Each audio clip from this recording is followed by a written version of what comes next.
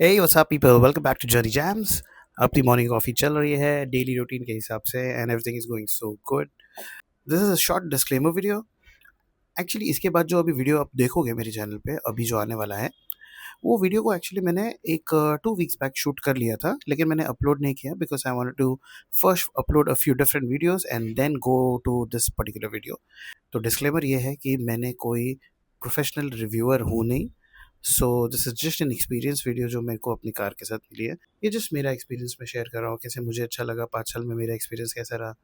And specially with Tata Tata के बारे में भी कि मैं बात करूँगा कि मेरा एक्सपीरियंस उनके साथ में कैसा रहा. Please do comment and also let me know how was your experience with owning a Tata car and also the service experience. तो ज़्यादा टाइम वेस्ट नहीं करता हूँ and let's quickly go back to the video. सबसे पहली चीज़, मैंने लिया था ये डार्क एडिशन. ये डार्क एडिशन में बहुत अच्छी दिखती है, बहुत कमाल लगती है. अभी धूप में भी आप देख रहे होंगे शाइन कर रही है. लेकिन वो प्रॉब्लम इस, अगर आपके पास प्रॉपर पार्किंग नहीं है तो मेरा पॉइंट ऑफ व्यू ये रहेगा कि आप लोग डार्क एडिशन मत लो, बिकॉज़ ये ब्लैक को संभाल के रखना it's a very big thing.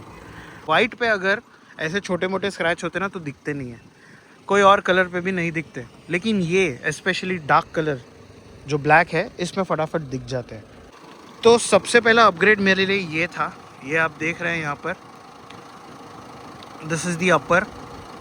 ये मैंने अंदर का बल्ब जो है वो चेंज किया है, एलईडी लगाया है. दिस वाज समवेयर अराउंड 6000 और 6500. लेकिन प्लीज़ प्लीज़ प्लीज़ जब भी आपको गाड़ी चलाना है, हाईवेज पे चलाना है, ट्राई कीजिए कि जितना हो सके उतना डिपर पे ही चलाएं. मैं आपको दिखाता हूँ अंदर से मैंने क्या किया है. ओके, सबसे पहले तो आप लोगों को ये दिखता रहेगा ये इंफोटेनमेंट सिस्टम. ये जो है वो हैरियर का नहीं है, ये ओरिजिनल नहीं है, ये मैंने चेंज किया है. ये सिस्टम लगाने के बाद बहुत बार प्रॉब्लम ये होता है कि सिस्टम तो चल जाता है लेकिन आपका जो ये मीटर है, ये मीटर बंद हो जाता है. ठीक है, ये बहुत टेक्निकल चीज़ है, अपने को तो ज़्यादा इतना इसके ऊपर जाना नहीं है. लेकिन होता क्या है कि इसके अंदर एक कैनवस करके एक छोटा सा डिवाइस रहता है. वो जो डिवाइस है वो हमारे कार का ये सिस्टम, मीटर्स और ये इनको अलाइन करके आपस में बात करवाता है. Okay, that's a technical term. I don't know how to do it, I don't know किसने किया है. लेकिन ये जो है इस सिस्टम के लिए बना ही नहीं था. मतलब ये हैरियर या सफारी टॉप मॉडल व्हीकल्स के लिए था ही नहीं.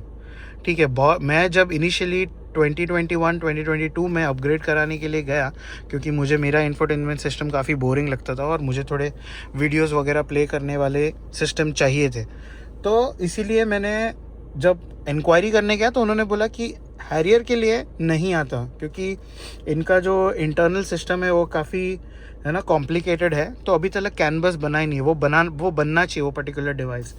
जो दूसरे व्हीकल्स हैं उन लोग के लिए अलग अलग डिवाइसेस वो रहते हैं. ठीक है, तो टाटा के लिए बनी नहीं थी. तो मैंने काफ़ी टाइम वेट किया, कम से कम मैं बोलता हूँ 2 साल तो मैंने वेट किया ही किया. तब जाके जस्ट लास्ट ईयर 2025 में मैं जाके मेरे को ये अपग्रेड मिला. ये हाइपरसोनिक का सिस्टम है, माइंड ब्लोइंग सिस्टम है. सिस्टम में कोई प्रॉब्लम नहीं है, लेकिन इसको लगाने के लिए काफ़ी मगजमारी है. और है, हम लोग रहते हैं वसई में. ये करने के लिए मुझे ऑल द वे जाना पड़ा अंधेरी में जाके मैंने ये पूरा सिस्टम वगैरह सब सेट करके एक बार ही लेके आया.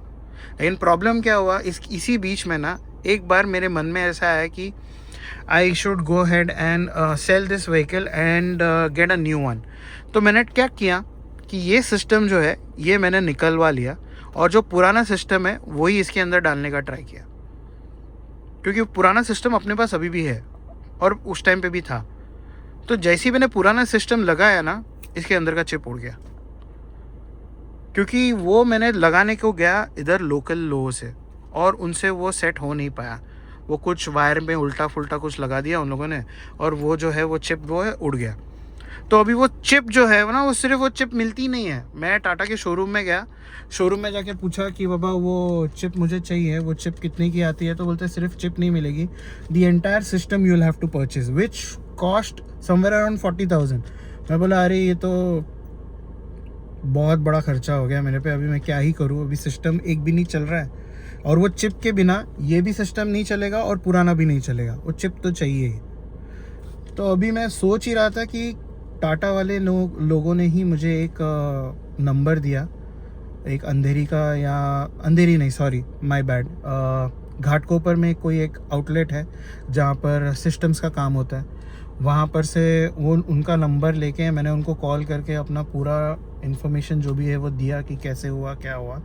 तो उन्होंने बोला कि आप एक बार मेरे को चिप सेंड करो, मैं ट्राई करता हूँ, अगर वही चिप हो सके तो रिपेयर करने की, अगर नहीं हुआ तो you will have to get a new one. और दूसरा चिप वो करके दे सकते हैं, लेकिन ही सेड कि he will have to first see कि मेरा चिप सेट का कौन सा है, कौन सा तो मार्क रहता है, नंबर रहता है, वो टेक्निकल चीज़ें उनको ज़्यादा पता थी।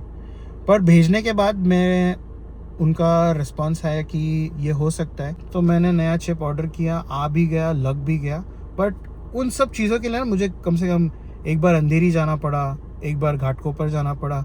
Travelling from here all the way to Mumbai, it's a very big thing. आपको ट्रैफिक का हाल तो पता ही है यहाँ पर, स्पेशली जब वो ट्रैवल करके वसई आते हो। तो आप सेटिस्फाइड हो अपने पुराने सिस्टम से तो इट्स ओके, नहीं हो अपग्रेड करना ही, आपको बहुत ज़्यादा शौकीन हो, क्योंकि मैं हूँ शौकीन, मुझे पसंद है तो मैंने लगाया। हाउएवर दूसरी बार मैंने जब दूसरा चिप ला के लगा दिया तो मैंने अच्छे से सब सेट कर दिया। फिर मैंने वो सोचा कि बाबा अभी अगर गाड़ी बेचना भी हो, कुछ करना भी हो, मैं ये सिस्टम जैसे उनके साथ में ही दे दूंगा, ये निकालने उकालने का मगजमारी नहीं रखूँगा। तो ये है सिस्टम, ये हाइपरसोनिक का सिस्टम है। ये कॉस्टेड मी समवेयर अराउंड 49,000। अंधेरी में है एक शॉप, वहाँ से मैंने लिया। नेक्स्ट जो है वो मैंने किया है, अपग्रेड नहीं है, वो एक मेरे लिए इम्पोर्टेंट चीज़ था। आप ये देख रहे हो, ये जो टैन लेदर टाइप है, ये फ्लोरिंग है। ये मैंने जो नॉर्मल फ्लोरिंग है वो तो है ही, ये मैंने उसके ऊपर डाला है। ये एम्बियंट लाइट जो है ये है, ये मैंने लगाया है। पुरानी हैरियर में एम्बियंट लाइट्स नहीं आते थे। पीछे के डोर पे भी है, इस डोर पे भी है, और यस ड्राइवर साइड डोर पे भी है। ऊपर नहीं है, सनरूफ वाले इसमें नहीं है, बस ये 4 जगह पे है। एंड ये जो नीचे है इधर भी एक लाइट है। See this is all 4 places, इधर, मेरे इधर, और बैक साइड में भी है। ये 2 सीट के नीचे, मेरे सीट के नीचे, इसके सीट के। जो भी अपग्रेड किए हैं मैंने अपने गाड़ी में, चेंजेस किए, मॉडिफिकेशन किए, थोड़ा बहुत ही किया है, ज़्यादा नहीं किया है। जो थोड़े बहुत किए वो मैंने आपको बताए हैं।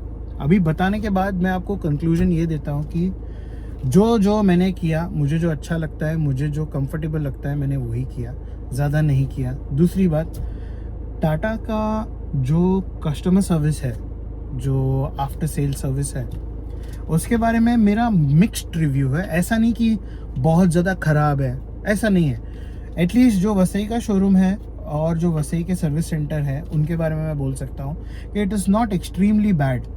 बहुत सारे ऐसे टाइम थे जब मेरे को अनएक्सपेक्टेड रिजल्ट मिले, ठीक है, अनएक्सपेक्टेड। और बहुत टाइम ऐसे थे कि मुझे काफ़ी कोल्ड रिस्पॉन्स मिले। बट कोल्ड जो रिस्पॉन्सेस थे ना, वो बहुत कम है, और अच्छे एक्सपीरियंस मेरे ज़्यादा है। इसके लिए मैं बोल रहा हूँ कि मिक्स्ड रिव्यू है। बाकी व्हीकल के बारे में मैं एक चीज़ बोल सकता हूँ, देखो अपना अपना पॉइंट ऑफ व्यू रहता है सबका। किसी किसी को कंफर्ट एक्सट्रीम लेवल पे चाहिए रहता है, किसी किसी को बहुत जो एंथुजियास्ट है कार के, उनको परफॉर्मेंस चाहिए रहती है। मेरे हिसाब से मैं एक एंथुजियास्ट भी हूँ, और मेरे को एक फैमिली कार भी चाहिए थी जो दिखने में अच्छी रहे, रोड प्रेजेंस मस्त रहे, और एक ऑरा बिल्ट करके रहे। यही सब मेरे को आपको बताना था। यही सब चीज़ें पिछले 2 साल में हुई अबाउट द व्हीकल। बहुत सारे ट्रिप्स हुए जो मैंने रिकॉर्ड नहीं किए, बिकॉज उस टाइम पे नहीं हो पाया रिकॉर्ड करना। बट अभी भी जो भी आगे ट्रिप्स होंगे वो डेफिनेटली मैं रिकॉर्ड करके अपलोड करूँगा। सी दिस एम्बियंट लाइट दिखता कुछ ऐसे है। और एक चीज़ ये बताना तो भूल ही गया। See this,